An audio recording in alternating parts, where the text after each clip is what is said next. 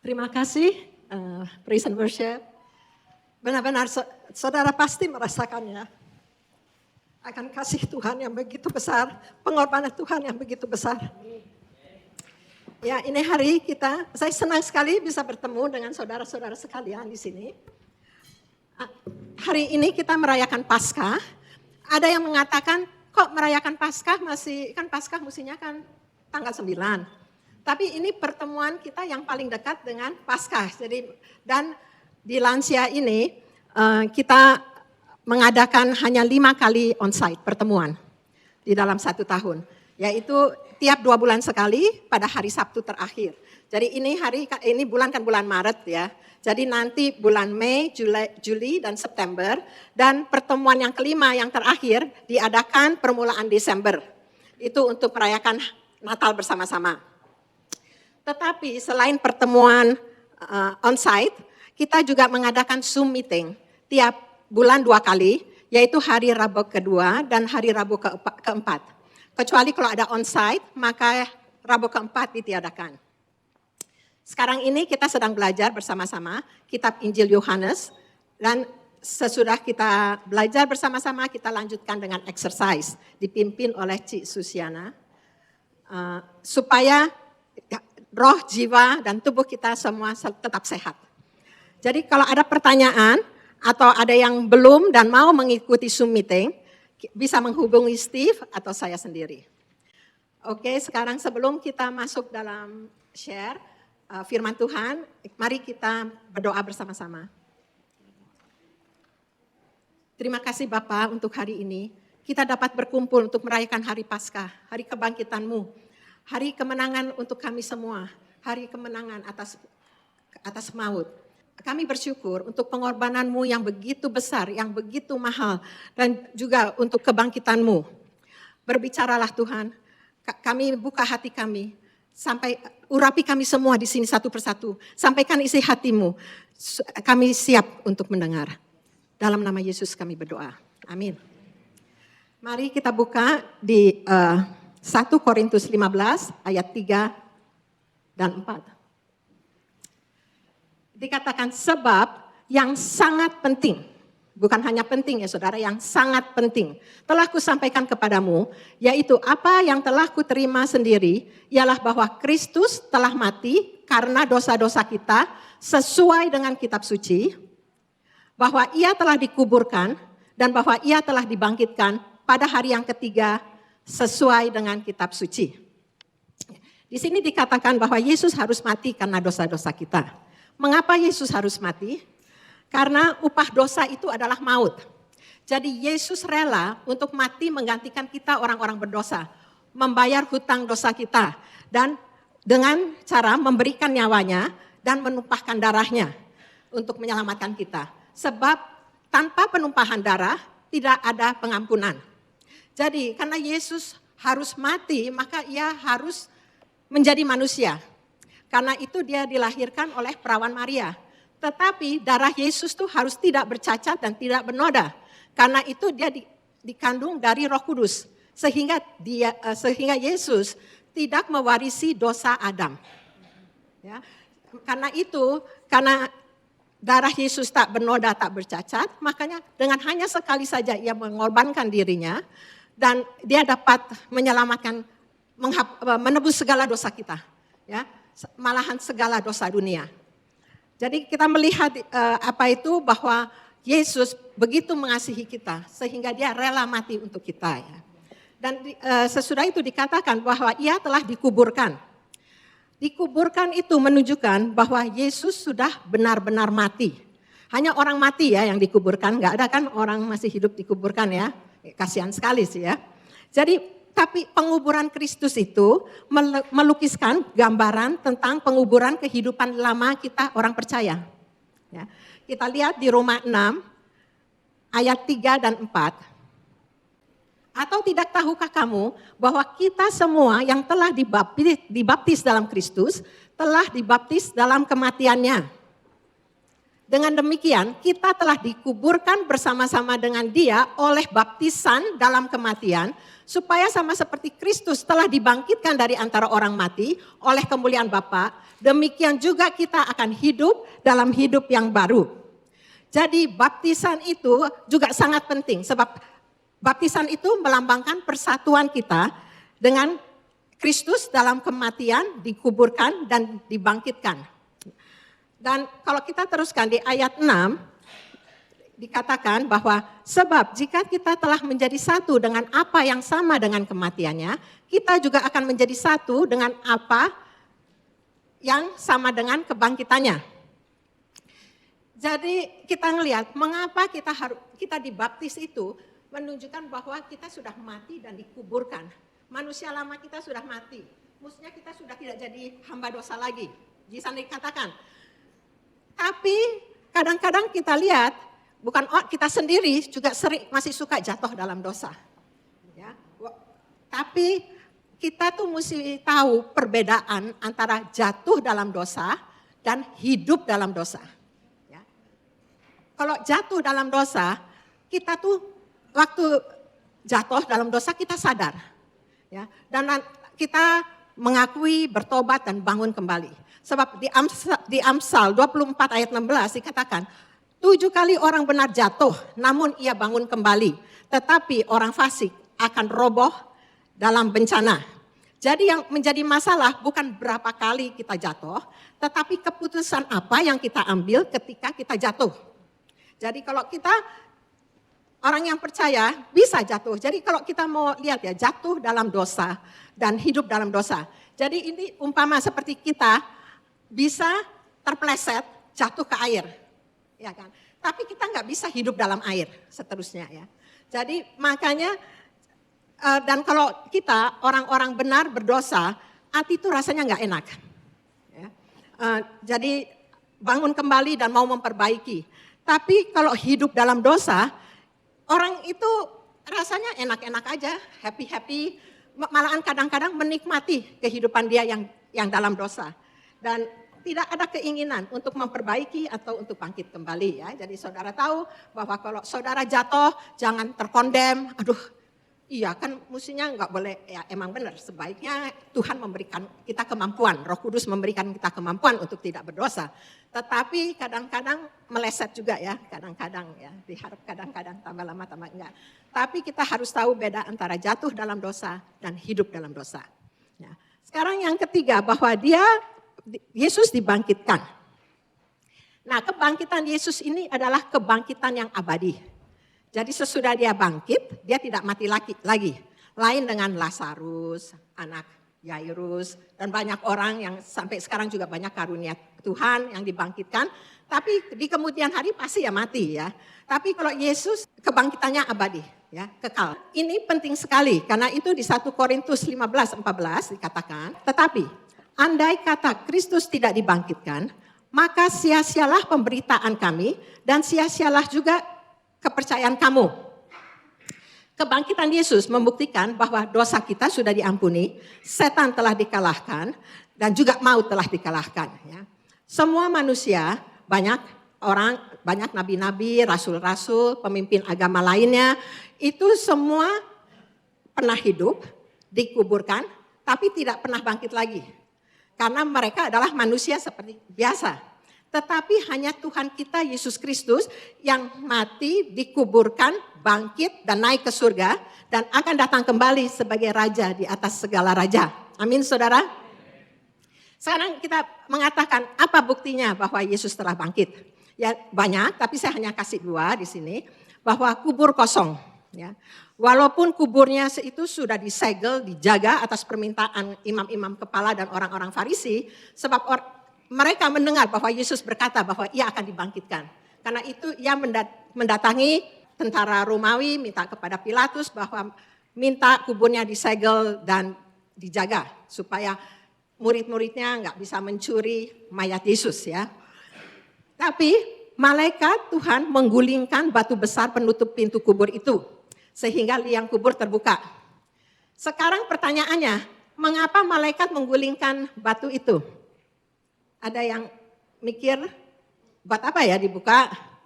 Ada dulu waktu saya masih belum terlalu mengerti tentang firman Tuhan, pikiran saya ya pasti ya buat Yesus keluar dari kuburannya kan, supaya jadi bisa keluar. Tapi itu sama sekali bukan, sebab sesudah Yesus bangkit, dia mempunyai tubuh kemuliaan yang bisa nembus tembok. Sebab pada malam pertama waktu dia bangkit, dia akan mendatangi murid-muridnya yang semua lagi berada di ruangan yang terkunci dan Yesus bisa datang kan. Jadi sebetulnya batu digulingkan supaya murid-muridnya yang bisa masuk ke dalam dan dapat membuktikan dengan mata kepala mereka sendiri bahwa Yesus telah bangkit. Ya. Ada yang bilang juga, oh kan bisa juga mayat Yesus dicuri gitu. Tapi tidak mungkin ya, sebabnya waktu Yesus bangkit kelihatan fotonya kain kafannya tertinggal, kain peluhnya tergulung rapi. Kalau ada orang nyuri pasti kan dia enggak ngegulung kain peluh segala macam ya. Jadi kita lihat, jadi Yesus bangkit. Jadi saya percaya pasti saudara yang pernah ke Israel, pasti kalau datang ke Israel pasti mengunjungi kubur Yesus. Dan pasti kan di kuburannya kosong, cuma ada tulisan kan. Saya sih nggak pernah, saya cuma dengar dari orang ya. Bilangnya tulisannya ada, he is not here for he is risen. Ya, bahwa dia tidak ada di sini sebab dia sudah bangkit. Dan sekarang itu yang pertama, kubur kosong. Yang kedua itu penampakan Yesus. Selama 40 hari sebelum Yesus naik ke surga, ia berulang-ulang kali menampakkan dirinya kepada murid-muridnya. Di 1 Korintus 15 ayat 6 dikatakan, sesudah itu ia menampakkan diri kepada lebih dari 500 saudara sekaligus. Ya, 500 orang. Menurut psikiater, bahwa tidak mungkin ada 2 orang memiliki halusinasi penglihatan yang sama pada waktu yang bersamaan. Jadi ini enggak cuma 2, ini 500 orang sekaligus ya Yesus menampakkan diri. Nah jadi kita melihat buktinya kubur kosong, penampakan diri Yesus. Dan sekarang kita pelajari sama-sama apa arti dari kebangkitan Yesus ya. Semua arti dari kebangkitan Yesus bahwa semua perkataan Yesus itu benar dan pasti digenapi. Jadi kita dapat mempercayai firman Tuhan sepenuhnya, firman-Nya ya dan amin. Kita lihat ya bahwa Tuhan Yesus mengatakan bahwa dia adalah anak Allah, bahwa dia adalah Tuhan. Jadi kalau dia mengatakan itu, ada satu hamba Tuhan mengatakan, it is a foolish thing to say we accept Jesus as a prophet or a great moral teacher, but not the Son of God. We must make our choice. Either we accept his claim that he is God, or he is a madman, or lunatic, or something worse. Ya, kalau saya terjemahkan secara bebas, adalah hal yang bodoh untuk mengatakan kami menerima Yesus sebagai nabi atau guru moral yang besar, tapi bukan Allah. Kita harus membuat pilihan kita. Apakah kita menerima pernyataan dia, klaim dia bahwa dia adalah Tuhan, atau dia orang gila atau mental atau yang lebih buruk. Jadi kita melihat Yesus dalam kehidupannya, dia menyatakan bahwa ia anak Allah. Bapa dan aku adalah satu, banyak sekali. Makanya orang-orang Farisi sering mau membunuh dia, sebab mereka merasa bahwa Yesus mengatakan dia anak Allah, itu berarti dia menghujat Tuhan. Makanya sering mereka mau membunuh Yesus ya. Jadi kita dengan dia bangkit sesuai dengan apa yang dia katakan, makanya kita juga percaya dia mengatakan bahwa dia anak Allah, bahwa dia Tuhan, bahwa benar-benar ia Tuhan. Ia selalu menggenapi semua firman-Nya, dia pasti menggenapi. Sebab sebelumnya berkali-kali Yesus sudah mengatakan kepada murid-muridnya bahwa dia harus diserahkan ke tangan orang berdosa, disalibkan dan akan bangkit pada hari yang ketiga. Jadi kebangkitan Yesus itu penggenapan firman Tuhan. Dan seperti yang kita lihat tadi di bacaan kita pertama, dia harus mati sesuai dengan kitab suci. Dan dia akan dibangkitkan sesuai dengan kitab suci. Jadi kitab suci itu semuanya akan digenapi. Karena itu kita harus menjadikan firman Tuhan itu sebagai dasar iman percaya kita yang memegang otoritas tertinggi dalam kehidupan kita. Juga di Yohanes 11, 25 dan 26, ini Yesus mengatakan bahwa akulah kebangkitan dan hidup. Barang siapa percaya kepadaku, ia akan hidup walaupun ia sudah mati. Dan setiap orang yang hidup dan yang percaya kepadaku tidak akan mati selama-lamanya. Percayakah engkau akan hal ini? Dengan Yesus benar-benar bangkit, kebangkitan kita semua juga terjamin. Jadi saudara nggak usah takut dengan kematian. Kita nanti pasti akan dibangkitkan kembali. Ya. Nah yang kedua, arti dari kebangkitan Yesus bahwa kuasa Tuhan itu tak terbatas. Jangan pernah berpikir bahwa Tuhan itu tidak sanggup menolong kita, merasa sudah nggak mungkin, semua percuma atau sudah terlambat. Ya. Seperti kita lihat, waktu Yesus datang ke Lazarus yang sudah mati, Marta dan Maria akan mengatakan, Tuhan sekiranya engkau ada di sini, saudaraku pasti tidak mati. Jadi mereka berasa Tuhan sudah telat, sekarang udah mati, udah dikuburkan, gak bisa diapa-apain lagi. Tapi tidak begitu dengan Tuhan kita. Kita bisa melihat Tuhan membangkitkan Lazarus. Ini juga ada sedikit kesaksian tentang kehidupan kami dengan perpuluhan. Saya dilahirkan di orang yang bukan Kristen, dilahirkan di keluarga bukan Kristen. Jadi saya tidak pernah mendengar tentang perpuluhan. Jadi tidak tahu tentang itu, tetapi sesudah saya mulai menerima Tuhan, mulai belajar, mengerti tentang firman Tuhan, saya mulai berasa ini perpuluhan, tapi biar gimana ya udah Tuhan udah telat ya. Sebabnya kan sebelumnya saya nggak Kristen, jadi kita waktu beli rumah itu kita mortgage-nya 2, lantas juga even down payment kita utang, jadi hidup kita itu benar-benar amperah, pas-pasan banget. Jadi gimana bisa kasih 10% gitu. Tetapi selama saya tambah bertumbuh dalam Tuhan, saya percaya Tuhan kita itu Tuhan yang luar biasa. Bahwa firman-Nya itu ya dan amin. Jadi kok saya nggak berani? Ya emang saya ingat Abraham disuruh pergi jauh nggak tahu kemana, berani. Saya cuma ngasih 1/10 dari penghasilan saya kok takut. Akhirnya sesudah, tapi kita berdoa. Sebab kita selalu percaya bahwa hubungan kita dengan Tuhan adalah personal relationship. Jadi kita bisa menanyakan Tuhan. Jadi Tuhan itu tidak akan marah kalau kita dengan sincere menanyakan kepada Tuhan. Jadi saya dan Steve berdoa menanyakan dan Tuhan mengatakan ya kamu mesti kasih bahwa 10%. Jadi saya mulai mikir, oh sebab kan sering ya kita dengar orang bilang, oh orang nanya-nanya Tuhan, totonya salah gitu. Bukan Tuhan yang ngomong, dia sangka Tuhan yang ngomong. Jadi saya doa lagi kepada Tuhan. Saya bilang, Tuhan kok rasa-rasanya saya berasa Tuhan bilang iya. Tapi benar atau enggak kan saya bingung kan. Jadi saya bilang, oke Tuhan. Saya kasih Tuhan trial 3 bulan. Kita pokoknya enggak mau tahu, enggak mau lihat rekening, enggak mau lihat bill, enggak mau lihat apa. Pokoknya kalau kita dapat penghasilan 10% saya kasih Tuhan. Nah kita melakukan itu, tahu Tuhan kita Tuhan yang luar biasa.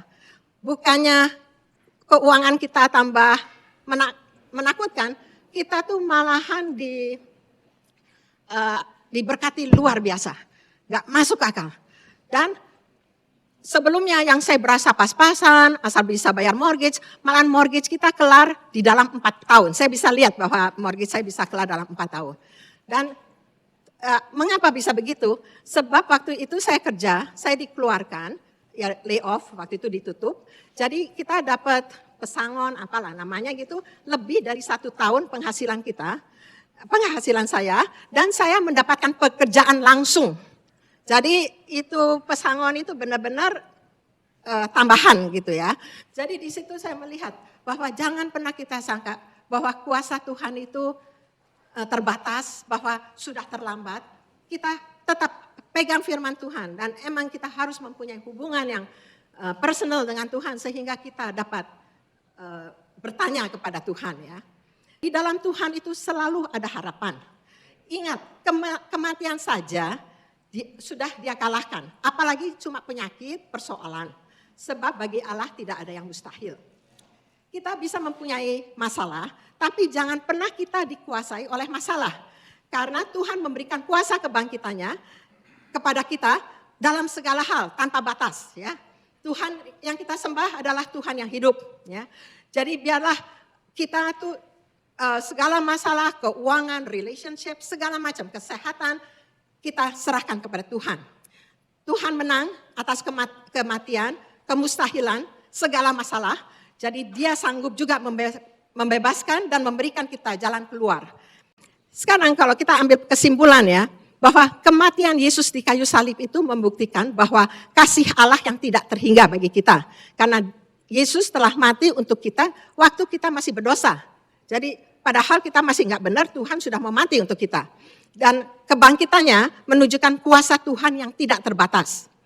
Jadi Tuhan yang sangat mencintai kita dan memiliki kuasa yang tak terbatas dapat melakukan segala perkara di dalam kehidupan kita ya. Tuhan memiliki kedua-duanya. Kalau cuma memiliki satu, misalnya Tuhan sangat kasih pada kita tapi nggak punya kuasa. Atau punya kuasa tapi nggak mengasihi kita, percuma. Tetapi Tuhan mempunyai kedua-duanya, maka kita dapat selalu merasa assurance di dalam Dia ya. Dan selain itu juga Tuhan Allah adalah pribadi yang memegang janjinya. Jadi kita memiliki janji kerajaan Allah dan kita adalah ahli waris kerajaan Allah ya. Jadi kita nggak usah takut menghadapi segala tantangan sampai kepada kematian sekalipun. Ya, saya ada dikit juga cerita, bukan cerita pengalaman, bahwa 11 tahun yang lalu, saudara banyak yang udah dengar, tapi ya ini cocok dengan ini, 11 tahun yang lalu saya didiagnosa dengan kanker. Dan kansernya kanker yang ganas, high grade ya. Tapi waktu itu banyak orang yang lihat mereka yang dokternya aja waktu menyampaikan itu yang sungkan-sungkan ya. Saya sih tenang aja sebab saya memegang janji, 3 janji Tuhan. Tuhan mengatakan di Roma 8:28 bahwa Allah turut bekerja dalam segala perkara yang mendatangkan kebaikan bagi orang yang mengasihi dan hidup dalam rencananya, dalam panggilannya. Kedua yang saya pegang adalah dari Roma 8:37 bahwa kita adalah lebih dari pemenang karena Yesus Allah yang mengasihi kita ya. Dan yang terakhir juga adalah Filipi 1:21. Mengatakan, karena bagiku hidup adalah Kristus dan mati adalah keuntungan. Jadi kematian bagi kita orang-orang percaya itu hanyalah berarti bahwa tugas kita di dunia ini sudah selesai. Ya. Jadi dan kematian itu adalah pintu gerbang kepada kehidupan yang lebih mulia. Jadi kita tidak usah takut dan bahwa biarlah Paskah yang merupakan suatu kemenangan, maka itu kita mempunyai pengharapan di dalam Tuhan, tidak hanya di dalam dunia ini, tetapi sampai pada kekekalan. Biarlah kita tuh benar-benar yakin, percaya bahwa Tuhan kita adalah Tuhan yang tidak akan pernah meninggalkan kita dan tidak pernah membiarkan kita. Amin, saudara. Mari kita sekarang berdoa. Kami bersyukur bahwa Engkau Tuhan yang tidak hanya mati bagi kami, tetapi Engkau juga bangkit bagi kami. Engkau memberikan jaminan kepastian dan pengharapan yang luar biasa dalam kehidupan kami. Kami mau menaruh iman kami kepada kuasa kebangkitan-Mu. Kami bersyukur dan berdoa di dalam nama Tuhan kami, Yesus Kristus. Amin. Tuhan berkati kita semua.